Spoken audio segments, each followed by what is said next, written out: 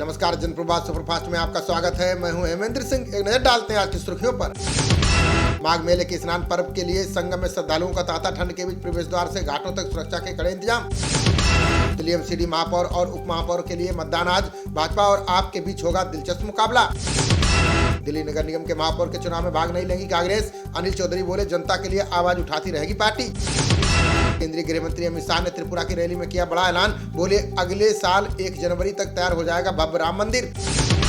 मध्य प्रदेश के रीवा में मंदिर के गुंबद से टकराकर ट्रेनी प्लेन क्रैश। हादसे में सीनियर पायलट की गई जान, प्रशिक्षु घायल। कंझावला कांड में एक और सीसीटीवी फुटेज आया सामने। कार से उतरने के बाद ऑटो से भागे थे सभी आरोपी। कंझावला कांड के 6ठे आरोपी को पुलिस ने किया गिरफ्तार। इसी की कार के नीचे अंजलि को घसीटा गया था। दिल्ली पुलिस आयुक्त ने अधिकारियों को सुनाई खरी खोटी। बोले, वायरलेस सेट छोड़ मोबाइल पर लगे रहते हैं पुलिसकर्मी। कर्नाटक दौरे पर पहुंचे जेपी नड्डा का हुआ जोरदार स्वागत। कहा, कांग्रेस का दूसरा नाम भ्रष्टाचार और कमीशन खोरी। भारत सरकार ने आतंकी संगठन टीआरएफ पर लगाया प्रतिबंध। लश्कर कमांडर अबू खुबैब और शेख सज्जाद आतंकी घोषित। कोहरे और कड़ाके की ठंड की गिरफ्त में आया समूचा उत्तर भारत। शिमला मसूरी से भी सर्द रही दिल्ली। कल से सुधरेंगे हालात। मुख्य सचिवों के दूसरे सम्मेलन की अध्यक्षता करेंगे पीएम मोदी। 7 जनवरी को होने वाले कार्यक्रम में 200 लोग होंगे शामिल। भारत जोड़ो यात्रा के दौरान राहुल गांधी ने लगाए गंभीर आरोप। कहा, भारतीयों को एक दूसरे से लड़ाने की हो रही है कोशिश। इस साल भारत के दौरे पर आ सकते हैं फ्रांस के राष्ट्रपति मैक्रों। यूएनएससी की स्थायी सदस्यता के लिए भारत का करेंगे समर्थन। वो मई पर आपत्तिजनक टिप्पणी के बाद सिद्धारमैया ने दी सफाई। का बयान का गलत मतलब निकाला गया, मैंने पिल्ला नहीं कहा। बंगाल के मध्याह्न भोजन में चिकन फल परोसने पर सियासी जंग। पंचायत चुनाव से पहले भाजपा और टीएमसी में छिड़ी बहस। G20 में दुनिया के सामने आएगा दिल्ली का कोरोना मॉडल। राजधानी बनी थी देश का सबसे बड़ा कोविड केंद्र। कश्मीर की आड़ में भारत के खिलाफ जहर उगल रहा है पाकिस्तान। संपत्ति जब्त करने और निर्दोष लोगों की हत्या का कर रहा है दुष्प्रचार। पाकिस्तान के रक्षा मंत्री ख्वाजा आसिफ का अजीबोगरीब बयान। का जहां बाजार 8 बजे बंद हो जाते हैं वहां कम पैदा होते हैं बच्चे। यूक्रेन ने रूस के 2 दिन के युद्ध विराम को पाखंड बताकर ठुकराया। बाइडेन बोले, नाजुक मोड़ पर पहुंची दोनों देशों के बीच जंग। हर हफ्ते 150 से 300 मिनट की एक्सरसाइज नहीं पहुंचाती दिल को नुकसान। विशेषज्ञों का दावा, 40 साल से ज्यादा उम्र के लोग रखें ध्यान।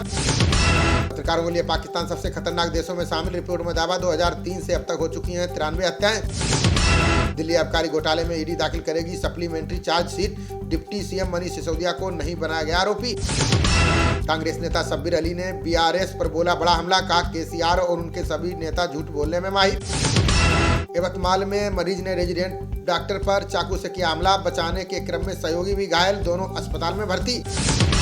शाहीन बाग से कांग्रेस के पूर्व विधायक आसिन खान गिरफ्तार। दिल्ली पुलिस के साथ बदसलूकी के मामले में हुई कार्रवाई।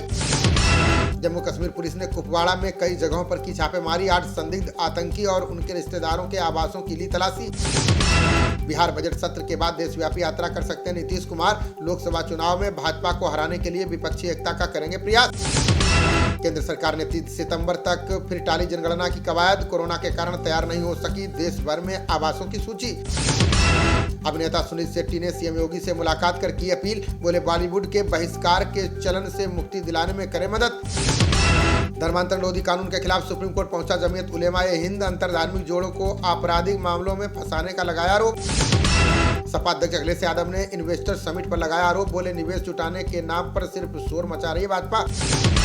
नोएडा पहुंचे ब्रजेश पाठक ने कोविड अस्पताल का किया निरीक्षण। डिप्टी सीएम बोले, 2 दिनों में उपलब्ध हो जाएगा कोरोना रोधी टीका। कमलनाथ ने शिवराज पर लगाया ओबीसी समुदाय को धोखा देने का आरोप। बोले, सत्ता में आने पर आरक्षण के लिए संविधान में करेंगे संशोधन। विशेषज्ञों के दौरे के बाद जोशी मठ में निर्माण गतिविधियों पर लगा प्रतिबंध। परिवारों को सुरक्षित स्थानों पर पहुंचाने के बीच लोगों का प्रदर्शन जारी। सीएम धामी ने जोशी मठ के संबंध में आज बुलाई उच्च स्तरीय बैठक। पुनर्वास और नगर के पुनरुद्धार कार्य योजना पर हो सकते हैं बड़े निर्णय। राजस्थान में चुनावी मैदान में उतरेगी आम आदमी पार्टी। केजरीवाल ने 200 विधानसभा सीटों पर चुनाव लड़ने की बनाई रणनीति। केंद्र सरकार ने समेध शिखर जी स्थल पर मानी जैन समुदाय की मांग। 3 साल पुराना आदेश लिया वापस। पारसनाथ में पर्यटन गतिविधियों पर रोक।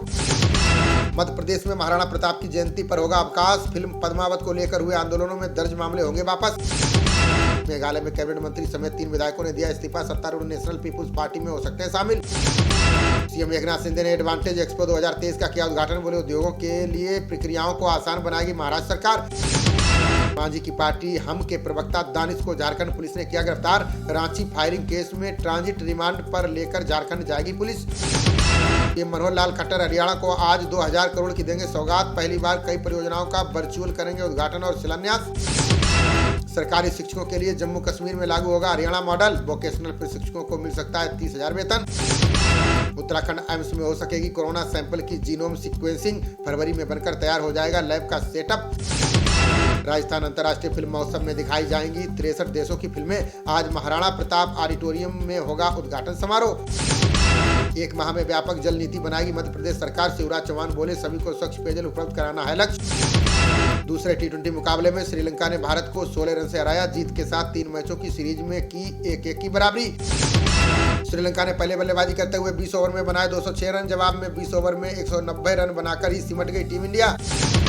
श्रीलंका के खिलाफ दूसरे टी20 में अर्शदीप ने फेंकी 5 नो बॉल। 2 ओवर में लुटा दिए 37 रन, बना दिया शर्मनाक रिकॉर्ड। खबरों का सिलसिला जारी रहेगा। देखते रहिए जनप्रवाद। नमस्कार।